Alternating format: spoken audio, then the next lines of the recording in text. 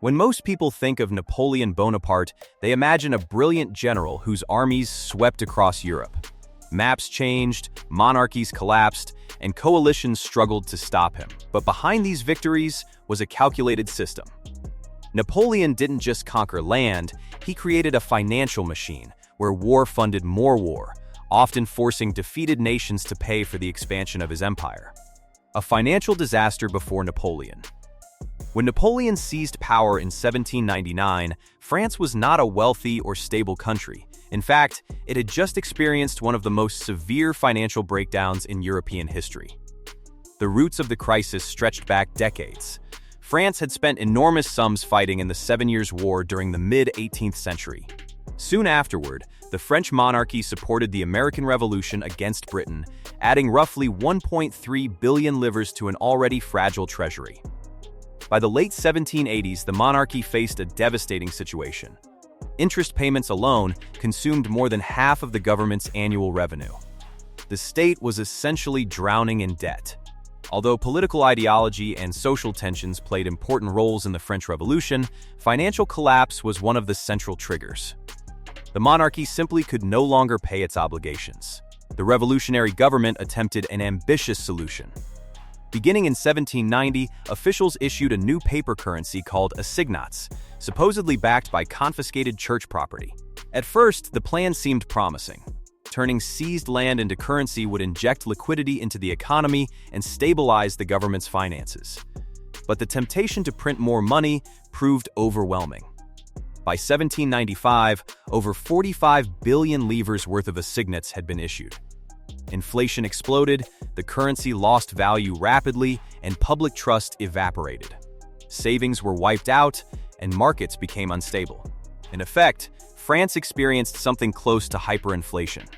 This was the fragile, financially exhausted nation Napoleon inherited after his famous coup of 18 Brumaire. Napoleon stabilizes the economy.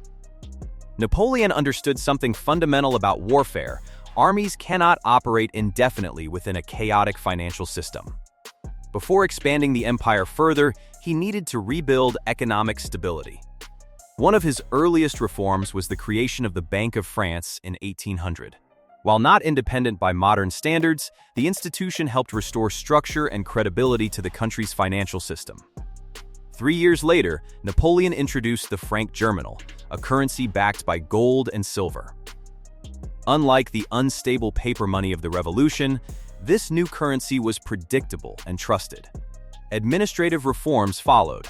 Tax collection became more centralized and efficient, corruption was reduced, and government accounts were brought under tighter control.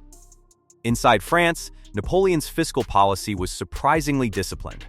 Government budgets were often balanced in the early years of his rule, and tax revenues became more reliable.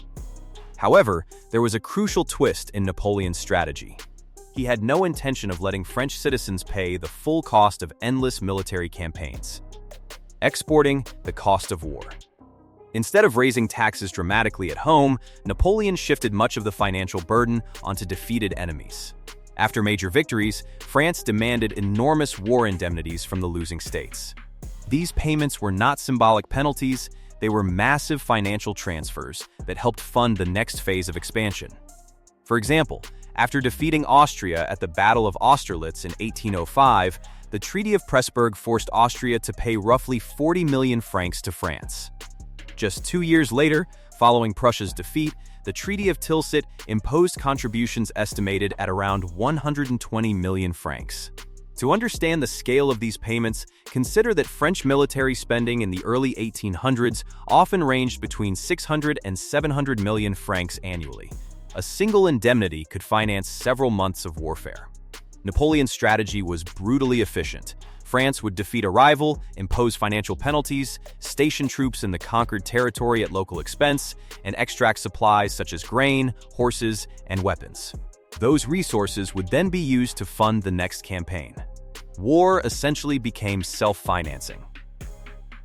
A system of structured extraction. This was not random looting by victorious soldiers.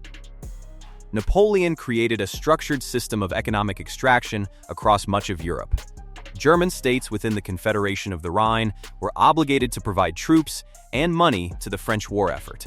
Italian territories financed French garrisons stationed within their borders.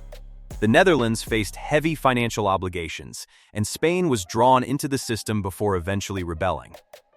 Across the empire, conquered regions supplied cash, manpower, and resources. Napoleon had effectively transformed conquest into a financial model. Yet this system contained an important weakness. It depended on constant expansion. The problem with endless growth.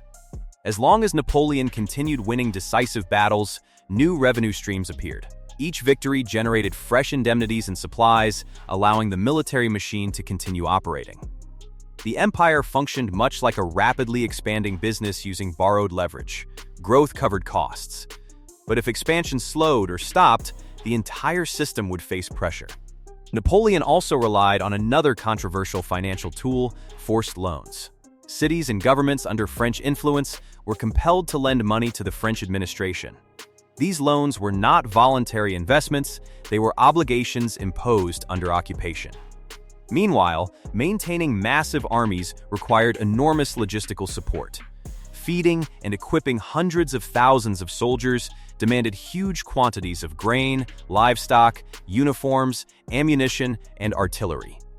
This was military mobilization on a scale Europe had rarely seen before. The Continental System. In 1806, Napoleon introduced the Continental System to weaken Britain by banning European nations under French control from trading with it. He believed cutting off British commerce would force Britain to surrender. But the plan backfired. European economies were deeply tied to British trade, so the blockade hurt the continent as well. Smuggling and black markets spread widely, and enforcement became difficult. Eventually, Russia ignored the system, setting the stage for Napoleon's disastrous invasion in 1812, the Russian catastrophe. In 1812, Napoleon invaded Russia with around 600,000 troops, the largest army Europe had ever seen. But the campaign quickly became a logistical disaster as long supply lines and Russia's scorched earth strategy left soldiers starving and exhausted. When winter arrived, the army collapsed. Fewer than 100,000 soldiers returned. The campaign was also financially disastrous. Unlike earlier victories, it produced no indemnities or new revenue, only massive losses in men, equipment, and morale, leaving Napoleon's war machine severely weakened. The return of the bill. After the Russian disaster, Napoleon could no longer convert military victories into financial gains. European states sensed weakness. Coalitions formed again, and resistance movements spread throughout the empire. Meanwhile, Britain used a completely different strategy to sustain the war. Rather than relying on conquest for funding, Britain financed its military through public debt markets. Investors purchased government bonds, confident that the British state would repay them over time. By 1815, Britain's national debt exceeded 200% of GDP, yet the system remained stable because financial institutions and parliamentary governance maintained investor trust. Napoleon's system was dynamic but fragile. Britain's was slower but more sustainable. Once French armies began retreating, the flow of indemnities stopped. France suddenly faced enormous military costs without external funding. The financial burden returned home. The end of the empire. Coalition forces eventually pushed Napoleon back across Europe. The massive Battle of Leipzig in 1813, sometimes called the Battle of Nations, mobilized hundreds of thousands of soldiers and marked a turning point. Napoleon abdicated in 1814 and was exiled, briefly returning before his final defeat at Waterloo in 1815. After the war, the financial system reversed completely. France, the former extractor of indemnities, was now required to pay 700 million francs in reparations. Allied troops occupied French territory until the payments were secured. The empire that once forced Europe to finance its wars now faced the same burden. The larger financial lesson. The Napoleonic Wars reshaped not only Europe's political map, but also its financial structures. Britain emerged as a dominant financial power because its system relied on institutional credit markets rather than conquest. Investors who purchased British war bonds were essentially funding geopolitical outcomes. London's role as a global financial center strengthened dramatically during and after the wars. Across continental Europe, governments also began modernizing their fiscal systems. Defeat forced reforms in taxation, administration, and financial management. The wars revealed an important truth. Military strength alone cannot sustain long-term power.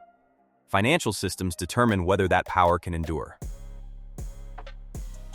A lesson that still matters. Napoleon's empire was innovative and spectacular, but it relied heavily on continuous expansion. Once expansion stopped, the financial model collapsed. The lesson extends far beyond the early 19th century. Great powers throughout history have attempted to shift costs outward through tribute, trade advantages, sanctions, or financial dominance. Yet such systems only function as long as credibility and growth continue. When those conditions disappear, the bill eventually returns home. Napoleon proved that the most powerful army in Europe could fall when its financial foundation weakened. In the end, the true victor of the Napoleonic era was not simply a nation or coalition. It was a financial system. The strongest empire was the one that mastered credit. If this video gave you a new perspective on how money shapes history, make sure to like and subscribe for more deep dives into the forces behind great empires. Because sometimes the most powerful weapon in history isn't an army, it's the financial system behind it.